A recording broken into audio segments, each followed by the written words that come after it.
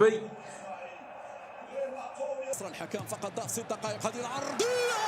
السلام عليكم خوتي في فيديو جديد. من بعد ما دزنا الثاني في المجموعه طحنا ضد هولندا، يعني مصدع الحشيش ضد المستهلك، المغرب ضد هولندا، والتوقيت جوج الليل. الناس اللي نعسوا ضيعوا احسن ليله في حياتهم، كلشي مقوس علينا. واحد المصري قال لك خاسرين بجوج لزيرو، وان شاء الله هولندا هتغلب ولاد الفرنسيه 2-0، والشعب المصري كله يفرح، والعرب كلهم يفرحوا، والافارقه كلهم تفرح. محمد عادنا ندوز هولندا على حساب المغرب. التأهل لهولندا انا غير قلع حسيت بواحد الفرحه لا توصف، عمرو جاب شي توقع صحيح. عرفت بلي صافي رسميا ربحنا قبل ما يبدا الماتش. ندوزو دابا الماتش. اول ربع ساعه كان فيها غير تخربيق، كلشي كيعفط على كره بلا حتى شي محاوله خطيره. دقيقه 19 ركنيه زوينه من حكيمي، ولكن حارس هولندا كيتعملق فيها. المغرب استحوذ على كره وطاق في راسو كتر. دقيقه 20 واحد الصاروخ من حكيمي، ولكن فيربروخن كيحيدها. الدقيقه الثانيه من وقت بدل الضائع، تسديده واعره من نحله تحد ما عنده رجل مقاده اللي يجيبها في الشبكه. الدقيقه الاخرى في الشوط الاول واحد الكفره جات عند السيباري، تماركا هو وخلى الكره تخرج.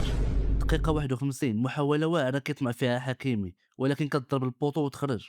هاد البوطو ملي كان داير معنا النيه في قطر حتى ولا ضدنا في هاد كاس العالم. دقيقه 71 هولندا غادي تشمتنا في واحد البيت، ما عطلناهمش. دقيقه 90 مون كولونيل عيسى ديوب غادي يجيب لينا التعادل ودزنا الاشواط الاضافيه. دقيقه 96 طالبي غادي يعطي اسيستوا على رحيمي، ولكن عاوتاني فيربروخن خرج الماتش نقي.